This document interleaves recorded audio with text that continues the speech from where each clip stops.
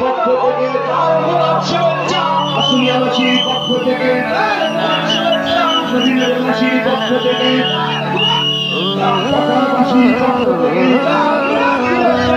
বাংলাদেশের পক্ষ থেকে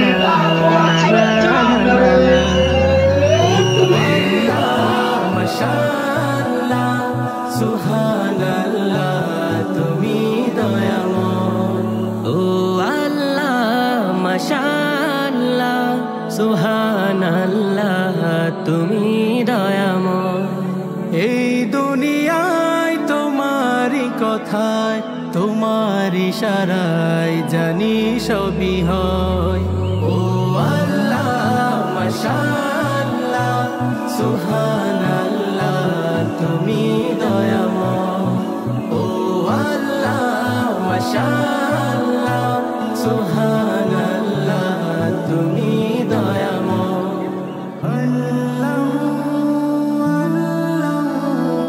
ঢাকা জেলার সাভার থানার অন্তর্গত আশুলিয়া নবীনগর কোরগাঁও পুরাতন পাড়া হাজী মতিউর রহমান স্কুল ময়দানে আমার দাদা, আমি জেলখানায় থাকতে দাদাটা মারা গেছে। একটা গল্প শোনাতেন আমাদের যে বাদশাহ হাজ্জাজ বিন ইউসুফ, এই লোকটা এত জালেম ছিল, মানুষ তার নামই দিয়েছিল জালেম। ওর নাম যে হাজ্জাজ বিন ইউসুফ, এই লোক অনেকে জানতো না, নাম জানতো। ওর নাম কি? আপনি ইতিহাসের আবর্তনে দেখবেন, কালের আবর্তনে কিছুদিন পর, এখন হয়তো না, এখনো 100-200 বছর পর এ দেশে যারা জালেম ছিল তাদের নাম অনেকে মনে রাখবে না, কিন্তু তারা যে জালেম ছিল এইটা বললে মানুষ বুঝবে যে অমুক ছিল। কথা বোঝেন? ইয়াজিদ, এই নামটা কি খারাপ? কি সুন্দর নাম, কিন্তু নামটা এখন গালি হয়ে গেছে। বলেন, হিটলার নাম কি খারাপ? ভালো নাম, কিন্তু নামটা গালি হয়ে গেছে। কাউকে যদি আপনি রাগাতে চান বলবে ওই এজিদের বাচ্চা, ওই এমনি রেখে যাবে। কারণ ও জালেম ছিল, সরকারি মাল তসরুপ করেছিল, কোনো অডিট ছিল না সরকারি মারের। জ্বর যার মূল্য তার, এই নীতিতে চলতো এই লোকটা। আমি তার পুরা জীবনী পড়ি এইটা পেয়েছি। এই 53 বছরে যাদের জীবনে এরকম কিছু পাবেন দেখবেন, আর 53 বছর পর ওই মানুষগুলোর নাম আর এই দেশে কেউ সম্মানের সাথে নেবে না, নিলেই গালি। আমার তো মনে হয়, আমার মন ডেকে বলে, আর 100 বছর পর এদেশের একজনের নাম গালি হয়ে যাবে। মানুষ তখন তার নামটাও নিতে তো চাইবে না, ছেলে মেয়ের নামও রাখবে না। আমরা আবু জেহেল নামে কাউকে এখন দেখতে পাই? এমনকি কোন হিন্দুকেও যদি বলেন যে ভাই ছেলে হয়েছে, আপনি অন্য ধর্মের লোক, এই 1000 টাকা দিলাম, ছেলের নাম আবু জেহেল রাখবেন, ওকে নাম, এটা হিন্দু রাজি না। তাহলে আপনি যা করলেন, আপনি তো আবু জেহেলকে ছাড়িয়ে গেছেন। আমি আবু জেহেলের পুরা জীবনী পড়ে দেখেছি। তার যতদিন রাজত্ব ছিল 14টা কাজ করেছিল জনগণের বিরুদ্ধে। আর আমি এই যে পালিয়ে গেছে যা, এনার জীবনেও পড়েছি। এনার জীবনী পুরাটা, এই 15.5 বছরে আমি 15টা অপরাধ পেয়েছি, বড় বড়, সব জনগণের বিরুদ্ধে। ও যদি 14টা করে ইতিহাস হয়ে থাকতে পারে, ইনি এক কাটি বেশি, 15টা, ইনিও ইতিহাস হয়ে যাবে। বলেন? সুতরাং আমাদের এখান থেকে শিক্ষা নেওয়া দরকার। পেয়াদারা এসে বলছে, বাদশা আপনার জন্য তো বাইরে যাওয়া যায় না, মানুষ শুধু গালি দেয় আপনাকে। গালি দেয় কে গো? আমি দেখবো। ছদ্মবেশ নিয়েছে, দাড়ি মাড়ি লাগিয়ে বিভিন্ন তালিযুক্ত পোশাক পরে রাস্তায় গেছে। এক গ্রাম্য লোকের সাথে দেখা, বলছে এই বেটাই, বাদশা হাজ্জাজ বিন ইউসুফ লোকটা কেমন? বলছে ও তো জালেম। কেমন? বলছে জালেমের বাচ্চা, জালেম। বলছে আমার আর জিজ্ঞাসা করার দরকার নেই, যেই বলি আর এক কাঠি বাড়িয়ে বলে। রেগে গেছি, যাই আমারে চিনিস? যে না, আমি সেই হাজ্জাজ বিন ইউসুফ। ও চিন্তা করছে আমার তো মাথা থাকবে না, ডাক দিয়ে বলে, বাদশাহ আপনি আমারে চেনেন? না, আমি এই গ্রামের ওই লোক যার মাসে 2 দিন মাথা খারাপ হয়, আজকে তার পয়লা দিন। ও তুই পাগল, কারে ধরলাম? পাগল বলে ওই দিন বেঁচে গিয়েছে, তাছাড়া বাঁচার কথা ছিল। আমরাও এই 15.5 বছর পাগল বলে বেশি আছি। এক কথা বলেন না কেন? নয়তো আমাদের অবস্থা ডক্টর শফিকুল ইসলাম মাসুদের মতো হইতো, আমাদের অবস্থাও দেলাওয়ারের মতো হইতো। আমরা পাগল বলে বেশি আছি। এই জন্যে পৃথিবীতে জালেম যারা সামনাসামনি হয়তো তাদের প্রশংসা মানুষ করতে পারে, দিন গত হয়ে গেলে এই মানুষগুলোর যে কত বদনাম এই বাস্তব এখন আল্লাহ দেখিয়েছে। সূরা নমল 19 নম্বর পারার 20 নম্বর পৃষ্ঠার 7 নম্বর লাইনের 52 নম্বর আয়াত এটা পাবেন আপনি। আমার তো আয়াতটা পড়ার পরে মনে হয় বাংলাদেশ দেখে দেখে আল্লাহ যেন এ আয়াত নাজিল করেছে। এত আওয়াজ কানে আসে, আমার আওয়াজ করবেন না ভাই। ফাতিলকা বুয়ুতুহুম খাবিয়াতাম বিমা যালামু। আল্লাহ যেন এই আঙ্গুল দিয়ে এভাবে দেখিয়েছেন, যদিও বাংলাদেশের নাম এই জায়গায় নেই। এটা লূত নবী আলাইহিস সালামের জামানায় তার উম্মতদেরকে ঘিরে নাজিল করা আয়াত। 2024 সালের 5 আগস্টের বিকাল 5টার আগে আমার মনে হয় আয়াতটা আল্লাহ আবার নতুন করে নাজিল করেছে। আল্লাহ রাব্বুল আলামিন বলেন, এই সেই ঘরগুলো খাবিয়াতান, আমি জনশূন্য করে দিয়েছি, ওজার গৃহ বানিয়ে দিয়েছি, পরিত্যক্ত করে দিয়েছি, বিমা যালামু, এই জালেমদের জুলুমের কারণে।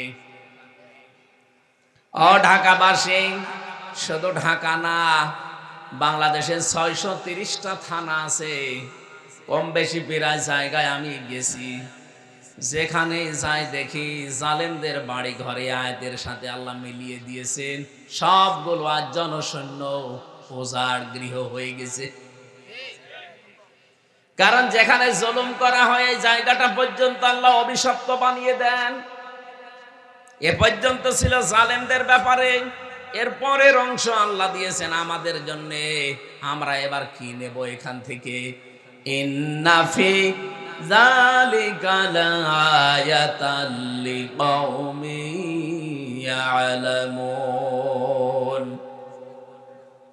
এখানে লামে তাকিদ আছে, যারা আরবি গ্রামার জানে তারা টের পাচ্ছেন আয়াতটা কত কঠিন। এই নামেন ভাই, নামেন, আপনি এখানে এসে বলেন তো দেখি, আমার কানের কাছে আর একটু জোরে বলেন। আসে, যেভাবে দাঁড়িয়ে আছেন বসে আছেন, শোনা তো যাচ্ছে নাকি? কথাগুলো শোনেন আগে। কি দেখতে এসেছেন আপনি?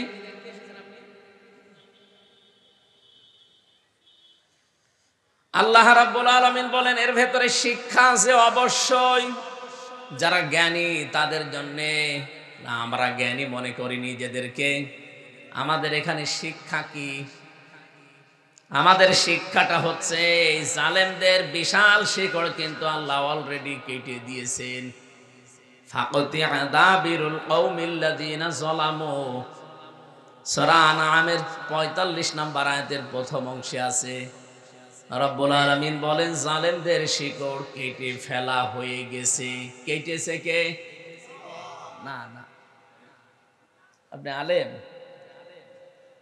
এখানে কতিয়া শব্দ আছে, এটা মজহুল, এর ফাইল বা কর্তাকে জানা নেই। আল্লাহ বলেন জালেমদের শিকড় কাটা হয়েছে, কেটেছে কে? আবার বলেন আল্লাহ কে কেটেছে নেই জানা। এই জন্য সারা দেশে জালেমদের বাড়িঘর, প্রতিষ্ঠান, অফিস, আদালত তাকান, সব মাটির সাথে মিশে গেছে, কিন্তু ভেঙেছে কে কেউ জানে না। আপনি কুষ্টিয়ায় হানিফের বাড়ির কাছে যান, পায়খানার প্যান পর্যন্ত মানুষ খুলে নিয়ে চলে গেছে, কিন্তু নিয়েছে কে কেউ জানে না। সারা দেশে অবস্থা একই। তো এখান থেকে আপনি কি নিতে পারেন? এই সাভারের ইউনিয়নের চৌকিদার থেকে শুরু করে সংসদ পর্যন্ত আপনি তাকাবেন, জালেমদের কিন্তু স্তরে স্তরে লোক সব সেট করা ছিল। এখন আছে? এখন কেউ পরিচয় দেওয়ার মতো সাহস আছে? কোথায় পৌঁছিয়েছে আল্লাহ? খালি এই জুলুমের কারণে। কিসের কারণে? আল্লাহ এখান থেকে আমাদেরকে যেন বারবার তাকিয়ে, এতে দুই জায়গায় তাকিদ আছে, ইন্না একটা, লা একটা। আল্লাহ বলেন আমি তাকিদ দিয়ে বলছি, ভালো করে শোনো, অবশ্যই এর ভেতরে শিক্ষা আছে। যারা জ্ঞানী দাবি করো তাদের জন্য। জালেমদের এত বড় শিকড় যদি কেটে আমি নির্বংশ করে দিতে পারি, আজ পৃথিবীতে আবার যারা তোমরা চেয়ারে বসবে তারাও যেন যদি জুলুম করে তাদের বাড়ি ঘরও কিন্তু শ্মশান হয়ে যাবে। যেন আমাদের উচিত আমরা অতীত থেকে, জালেমদের জীবন থেকে যেন শিক্ষা নেই। সামনে যারা আসবেন, যে আসবেন জনগণের মালিক না, জনগণের সেবক হবে। কথা বলেন না কেন? আমরা এরকম সেবকই দেখতে চাই, মালিক দেখতে চাই না।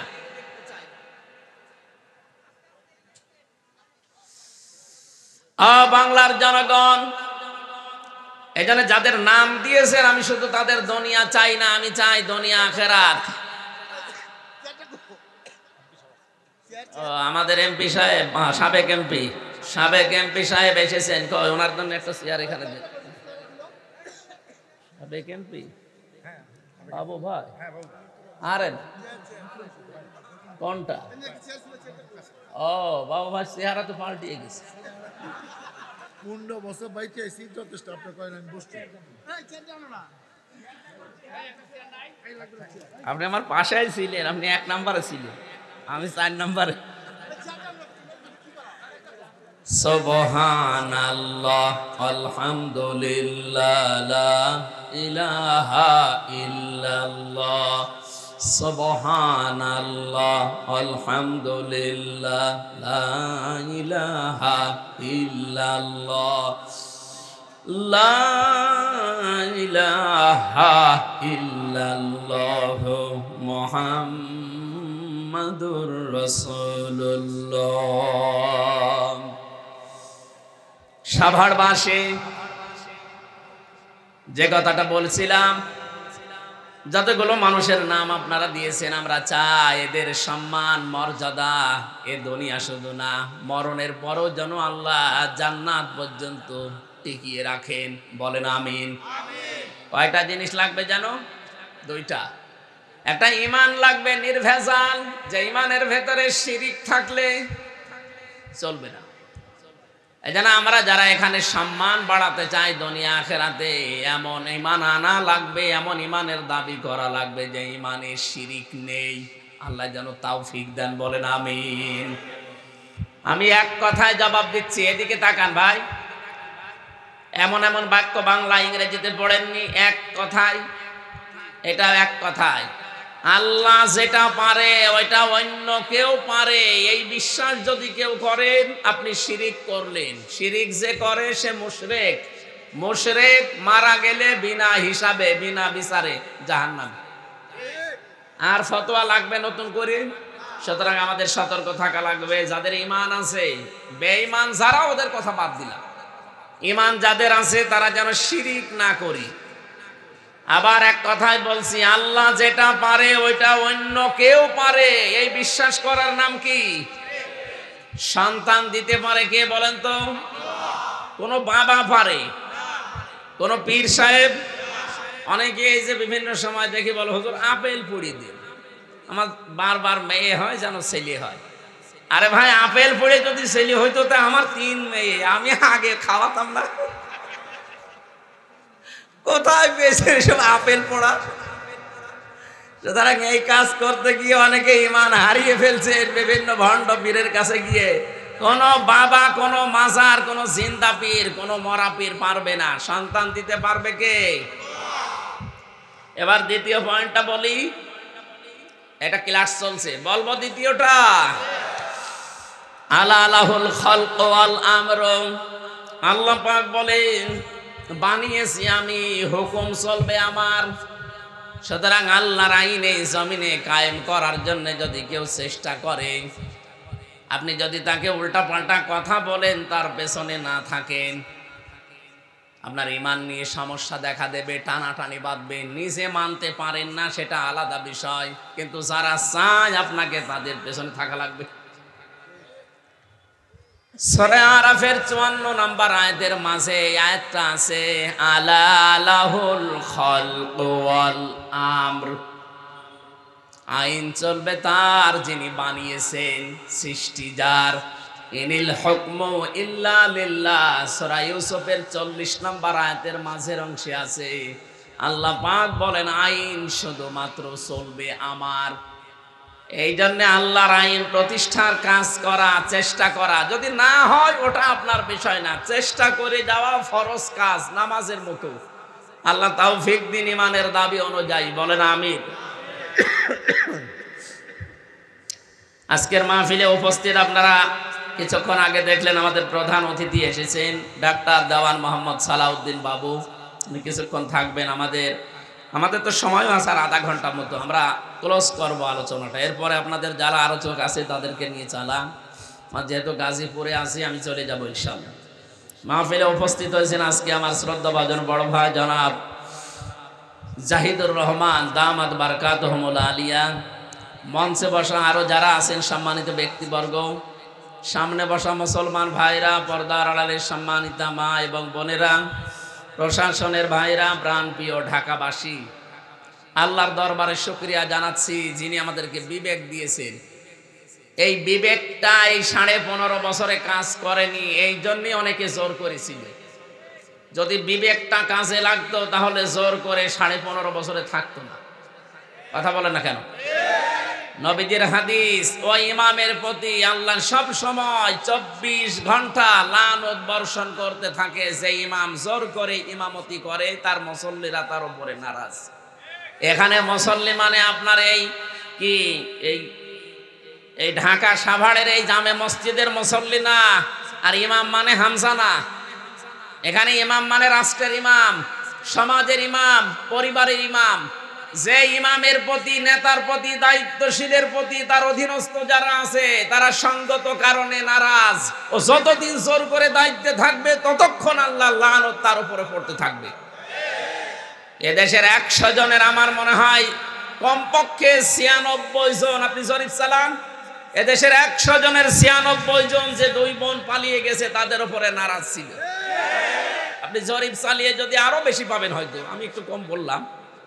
100 জনের 96 জন মুসল্লি যেখানে আপনার উপরে নারাজ, আপনি জোর করে যতদিন ছিলেন, বিশ্বাস করেন হাদিস অনুযায়ী আল্লাহ 24 ঘন্টা আপনার উপরে লানত দিয়েছে। দ্বিতীয় পয়েন্ট হচ্ছে, যেই মানুষগুলো পৃথিবীতে জালেম হয় তাদের উপরে আল্লাহ নিজে কিয়ামতে মামলার বাদী হয়ে দাঁড়াবেন। টের পাচ্ছেন কি বললাম? এটা সূরা শুরা 25 নম্বর পারা 6 নম্বর পৃষ্ঠার 13 নম্বর লাইনের 42 নম্বর আয়াতের প্রথম অংশে আছে, ইন্নামাস সাবিলু আলাল্লাযিনা ইয়াজলিমুনান নাস। আল্লাহ কিন্তু ইয়াজলিমুনাল মুসলিমুনা দেননি। এদিকে তাকান, ইয়াজলিমুনান নাস দিয়েছেন। নিশ্চয় যারা এই পৃথিবীর ময়দানে মানুষের উপরে জুলুম করছে, ভবিষ্যতেও করবে। যেহেতু ইয়াজলিমুন এটা মোজারে, বর্তমান, ভবিষ্যৎ, প্রেজেন্ট, ফিউচার। প্রেজেন্ট মানে এখন, আর ফিউচার মানে কিয়ামত পর্যন্ত। এই আয়াত কতদিন থাকবে? কিয়ামত পর্যন্ত আয়াতের হুকুম থাকবে। সূরা শুরার এই 42 নম্বর আয়াতটা পড়লেই কেন যেন আমার ভয় করে। আল্লাহ বলেন, আমি নিশ্চয় কিয়ামতের দিন মামলা দায়ের করব তাদের বিরুদ্ধে যারা মানুষ হয়ে মানুষের উপরে জুলুম করছে এবং ভবিষ্যতেও করবে বলে নিয়ত করছে। আল্লাহ ইয়াজলিমুনা না দিয়ে জালেম শব্দটা যদি দিতেন তাও তো অর্থ হয়ে যেত অন্তত মাজি বা পাস্ট, অতীতের অর্থ হতো। বর্তমান আর ভবিষ্যৎ দিয়েছেন এই কারণে এখন হয়তো অনেকে করছে না, ভবিষ্যতে অনেকে জুলুম করবে বলে আশা করি আছে, যে দাঁড়ান চেয়ার পাই দেখেন কি করি, এরকম অনেকের মনে নেই। এই জন্য যারা জালেম এখন করছেন জুলুম, ভবিষ্যতেও যারা করবে, আল্লাহ বলেন আমি নিজে তাদের বিরুদ্ধে কিয়ামতে মামলা দায়ের করব, আমি নিজে বাদী। আমরা যারা মামলা, বিভিন্ন কেস কামের আসামি আছে, এখানে মামলার বাদী যত বড় হয় মামলা তত কঠিন হয়। আমারে যদি কোনো সলিমদ্দি কলিমদ্দি মামলা দিত সর্বোচ্চ ৩-৪ দিনে আমি চলে আসতাম বেরিয়ে। কিন্তু ৩টা বছর আমারে ফাঁসির কন্ডেম সেলের ভেতরে আটক করে রেখেছিল, কারণ মামলার বাদী আল্লাহর ওলি। ওই যে ওনার মামলার বাদীছে আমারও, এই জন্য আমারে ছাড়ে নাই। আমারও যদি মামলার বাদী সত্যি এই যে জাহিদ ভাই হতো, সালাউদ্দিন ভাই হতো, আমি সত্যি চলে আসতাম। কারণ ওনাদের হয়তো মামলা দিত টাকার জন্য, কয় টাকা লাগবে দিয়ে দিতাম। আমি যেখানে ছিলাম আকিস গ্রুপের খতিব আমি, বাংলাদেশে কয়জন ধনীর ভেতরে ওরা একজন, টাকা যা লাগতো দিয়ে দিত। কিন্তু এমন জন মামলা দিয়েছে অত টাকার দরকার না, ওর প্রতিশোধ নেওয়া দরকার। হিংসার বশবর্তী হয়ে মানুষের উপরে জুলুম করা মানুষ আমি বাংলাদেশে একটা মহিলাকে দেখলাম। হিংসা কত নিম্নে তাকে নামাতে পারে, একটা বিধবা মহিলাকে বাড়ি থেকে সে বের করে দিয়েছে। হ্যাঁ কথা বলেন। খালেদা জিয়ার স্বামী আছে, তাকে পর্যন্ত এক কাপড়ে বাড়ি থেকে বের করে দিল। একটা মাজলুম পরিবার বাংলাদেশে, এই জিয়া পরিবারটা। আমি শহীদ জিয়ার জন্য এমনি মন থেকে দোয়া করি। এই লোকটার নাম শুনলে মানুষ আগে শহীদ বলে। কেন? বঙ্গবন্ধুকেও তো কেউ না কেউ মেরে ফেলেছে, কই তার নাম শুনলে তো কুকুরেও শহীদ বলে না। কেন বলে না বলেন তো? এই লোকটা শহীদ আমার মনে হয় হয়নি, যদিও লোককে মেরে ফেলেছে মানুষ, কিন্তু শহীদ জিয়াকেও মানুষ মেরেছে। তার নাম শুনলেই মানুষ কি বলে আগে? শহীদ জিয়া। এই শব্দটা এমনি এমনি আসে। শহীদ মনে করছেন যে খেলাচোরা জিনিস না।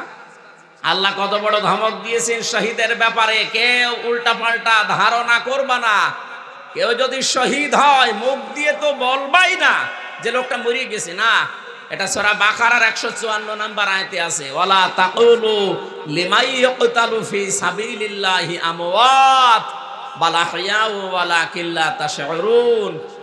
আল্লাহ পাক বলেন যারা শহীদ হয়, হে পৃথিবীর মানুষেরা, কেউ এই কথা বলবা না যে মরে গেছে, বরং তারা জীবিত, কিন্তু তোমরা টের পাও না। দ্বিতীয় সূরা আলে ইমরানের 169 নম্বর আয়াতে আছে, ওয়ালা তাকুলু ওয়ালা তাহসাবান্নাল্লাযীনা কুতিলু ফি সাবিলিল্লাহি আমওয়াতা বাল আহইয়াউন ইনদা রাব্বিহিম ইরযাকুন।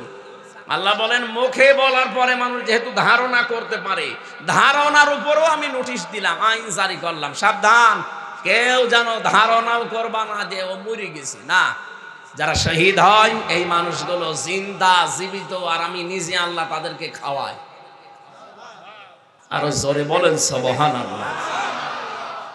হিংসার বশবর্তী হয়ে মানুষ যত নিচে নামতে পারে, কোরআনে সূরা মায়েদার 2 জায়গায় আল্লাহ এক কথা দিয়েছেন, ওয়ালা ইয়াজরিমান্নাকুম শানাআনু কওমিন।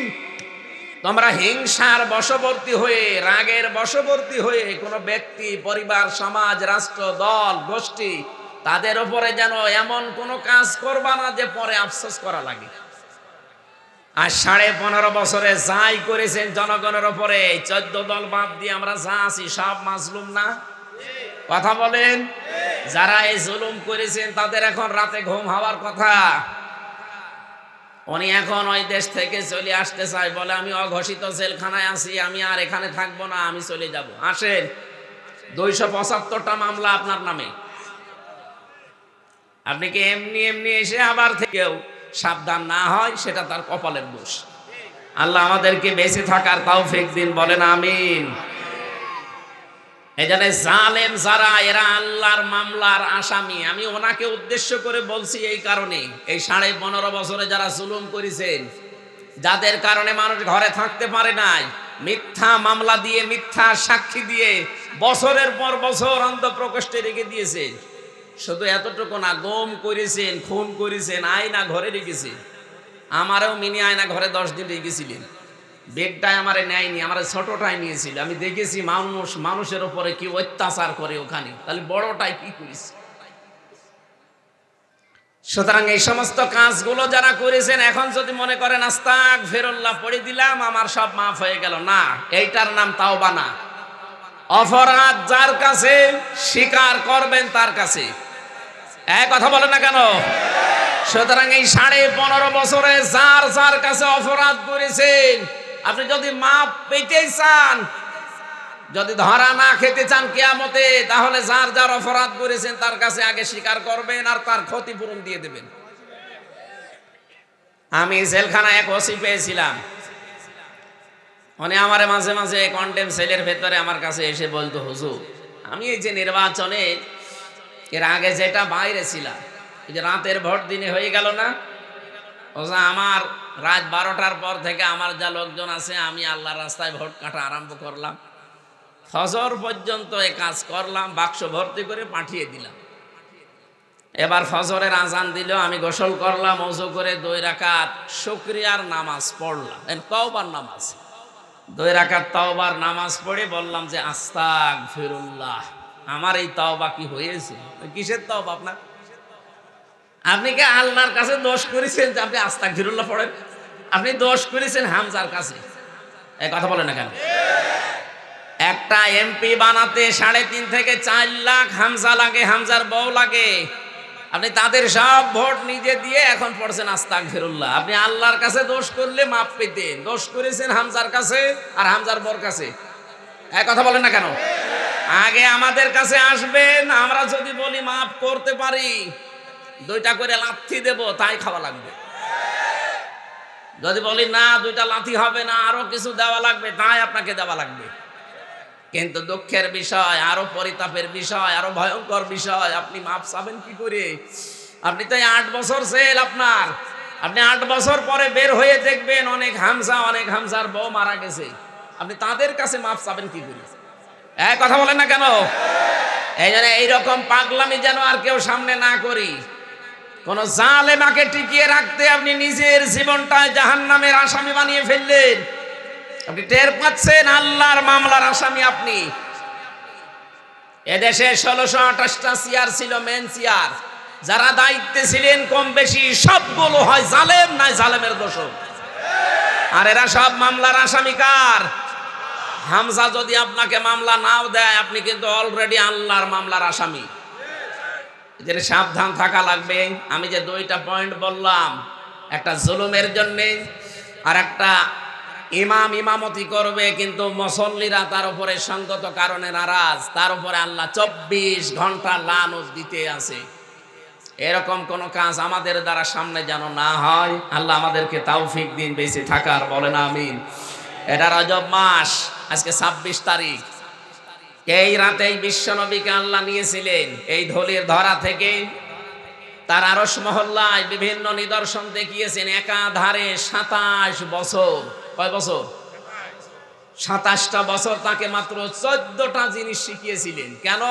13টা বছর তিনি নবুয়ত পাওয়ার পরে জুলুম, অত্যাচার, নির্যাতনের শিকার হলেন। তার চাচাটা গেল মারা, স্ত্রী গেল মারা। এটা দুঃখের বছর বলা হয়।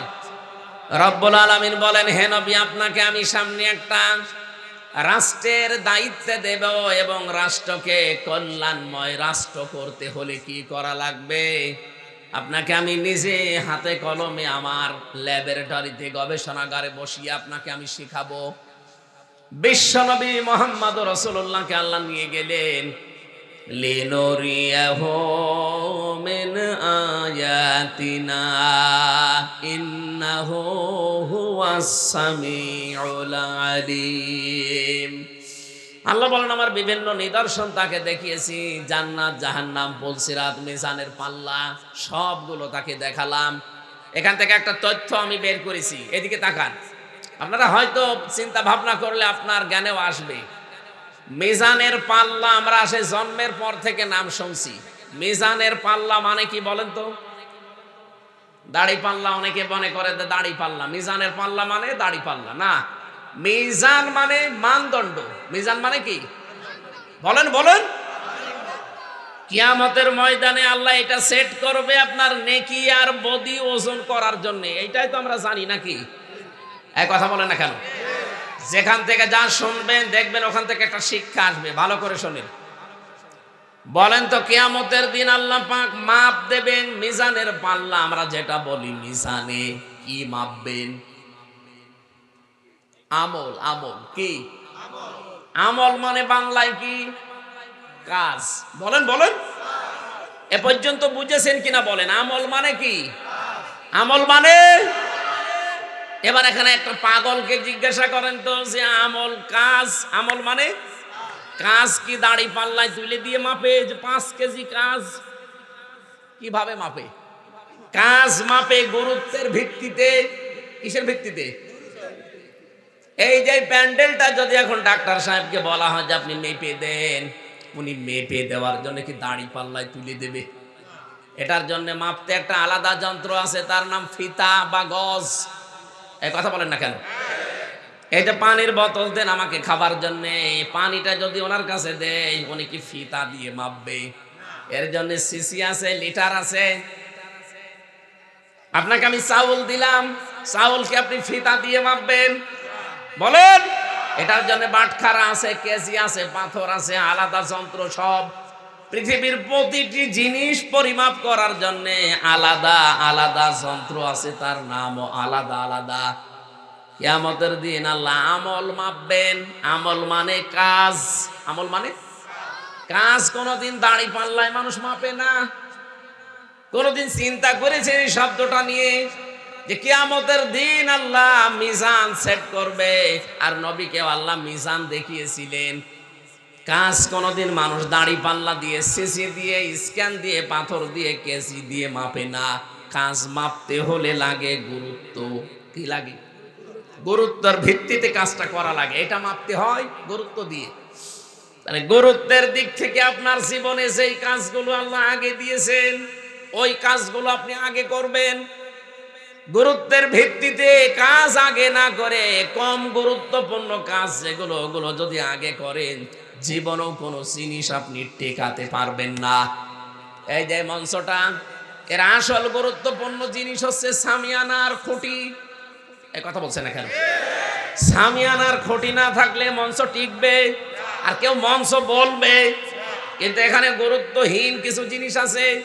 এই যে কার্পেট পাড়া, এই যে মাইক দেওয়া আছে, টেবিল দেওয়া আছে, এই যে বোতল দেওয়া আছে, বলেন তো এগুলো না থাকলে মানুষ বলবে না যে এটা মঞ্চ? তাহলে এখানে গুরুত্বপূর্ণ এবং গুরুত্বহীন দুইটা জিনিস পেয়েছি। একটা সামিয়ানা আর খুঁটি আসল, আর বাকিগুলো যা আছে এগুলো অত গুরুত্বপূর্ণ না। এই জন্য জীবনে যত ইবাদত আল্লাহ আমাদের করার জন্য নির্দেশ দিয়েছেন, প্রতিটি ইবাদতে দেখবেন গুরুত্বপূর্ণ কিছু জিনিস আলাদা করা আছে আর গুরুত্বহীন কিছু জিনিস আলাদা করা আছে। নামাজে ফরজ কয়টা? 17টা। আপনি বানাচ্ছেন নতুন করে 13টা। নামাজে ফরজ কয়টা? বাইরে 7টা, ভেতরে 6টা, সব মিলে কয়টা? বলেন তো। এই যে বাইরে আর ভেতরে 13টা ফরজ। বাইরে বেশি না ভেতরে বেশি? এলাকার মানুষকে নামাজ কালাম পড়ে না নাকি? এই বাইরে বেশি না ভেতরে বেশি? বাইরে। বাইরে বেশি কোনটা? শরীর পাক। কি পাক? শরীর পাক না হলে নামাজ হবে? বলেন। শরীর পাক বলতে কি বোঝেন? এই শরীর পাক করতে হলে শুধু গোসল করলে আর ওযু করলে শরীর পাক হয়ে যায়। নবীজি জানিয়েছেন এই শব্দের ব্যাখ্যায় তামাম দুনিয়া যত মুসলিম আছে সবাই কিন্তু একটা শরীরের মতো। এই হাদিস শোনেন না কোনোদিন? তামাম দুনিয়ার সব মুসলিম আমার উম্মত যারা দাবি করে তারা কিসের মতো?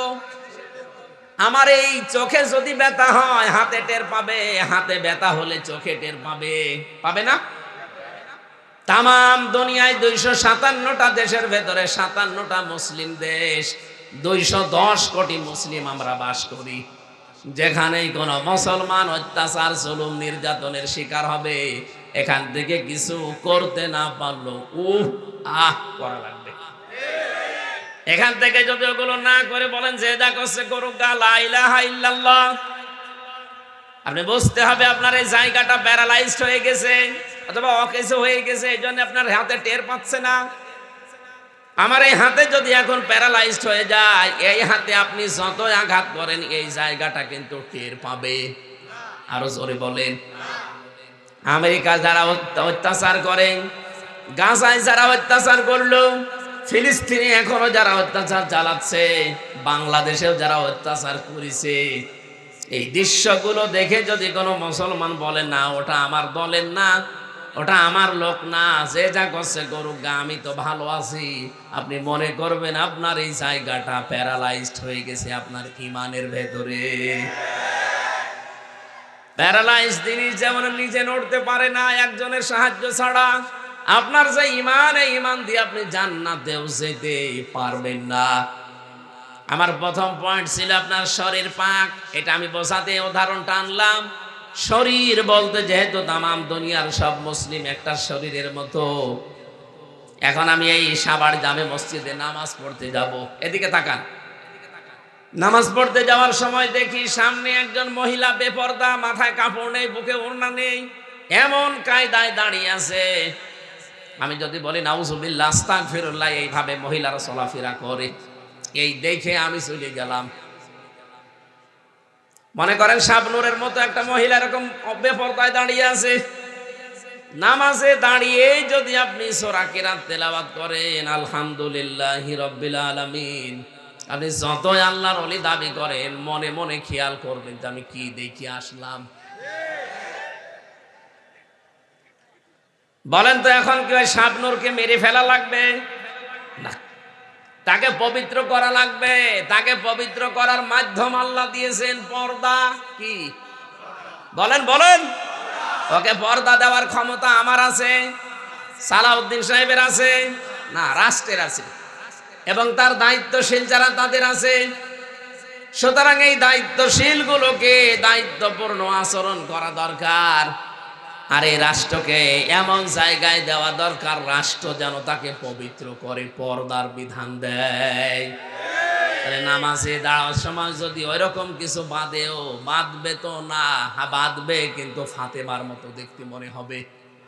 হযরতে ফাতেমা যখন বাইরে যেতেন তখন যেমন পর্দা করে যেতেন, ওরকম রাস্তাঘাটে দেখবেন, কিন্তু শাবনূর না, দেখবেন আপনি ফাতেমা। নামাজে দাঁড়াবেন কিন্তু আপনার ওই খেয়াল আর আসবে না, কারণ আপনি দেখে এসেছেন হয় নিজের খালা নাই নিজের মেয়ে। আমার বোঝানোর বিষয় ছিল 13টা বিষয়, যেহেতু ফরজ নামাজের ভেতরে, এই 13টা ফরজের একটা ফরজ আপনি আদায় করেননি, 12টা আদায় করেছেন, আপনার নামাজ হবে? বলেন বলেন। এখন যদি বলেন না আমি 12টা আদায় করলাম, একটা করি নাই, অন্তত 12টা সওয়াব দেন, কি হবে? না। এটা যেমন সহজে বুঝলেন। হ্যাঁ, 14টা ওয়াজিব আছে, যদি আপনি একটাও ছেড়ে দেন আপনার নামাজ হবে, কিন্তু জরিমানা দেওয়া লাগবে, সিজদা। কি দেওয়া লাগবে? বলেন বলেন। সুন্নত আছে 12টা, নামাজ ভেঙে যাওয়ার কারণ আছে 19টা। এর ভেতরে যে কোনো একটা যদি ছেড়ে যায় আপনার নামাজ কিন্তু বাতিল হয়ে যাবে 19টার ভেতরে। 13টা ফরজ যেমন গুরুত্বপূর্ণ সামনে রাখা লাগে, এরপরে ওয়াজিব, এরপরে সুন্নাত, এরপরে মুস্তাহাব, এরপরে নফল, এরপরে মুবাহ, সব সিরিয়াল করা আছে। ফরজ বাদ দিয়ে বাকি কোনোটা যদি ছেড়ে যায়, সেজদা দিলে, জরিমানা দিলে নামাজ আদায় হয়ে যাবে। কিন্তু 13টা ফরজের একটাও যদি বাদ যায়, আপনি যত সুন্দর করে নামাজ পড়েন, আপনার নামাজ পড়াটা বাতিল, একটা সওয়াবও হবে না, জিরো। বলেন, শূন্য, কিচ্ছু পাবেন না। এই পৃথিবীতে ঠিক আমার আল্লাহ ফরজ বিধান দিয়েছেন 500টা। কয়টা? বলেন বলেন। এই পুরা কোরআন শরীফে 500 বিধান আছে শরীয়তের। এইগুলো আমাদের ব্যক্তি, পরিবার, সমাজ আর রাষ্ট্রে সব দেখাতে হবে আল্লাহকে। আপনি 499টা মানেন, একটা মানেন না, নিজে তো মানেন না, আরো বিরোধিতা করেন, বুঝবেন আপনার 12টা ফরজ আদায় করে একটা ফরজ আদায় না করলে যেমন একটা সওয়াব হয় না, জিরো হয়। কিয়ামতের দিন আপনাকে যখন মাপ দেওয়া হবে মিজানের পাল্লায়, পুরাটা জিরো। এই কথা বলেন না কেন? হ্যাঁ, আপনার হয়তো অনেক আনুষঙ্গিক আর যেগুলো বললাম, এই যে মাইক, কার্পেট, এরপরে এই যে এখানে যেগুলো আছে আনুষঙ্গিক, এগুলো না থাকলেও তো হয়, কিন্তু দিলে একটু আরো ভালো লাগে, আরো ভালো করে মানুষ মঞ্চ বলবে। কিন্তু এই খুঁটি আর সামিয়ানা না থাকলে কোনো পাগলও এটা মঞ্চ বলবে না।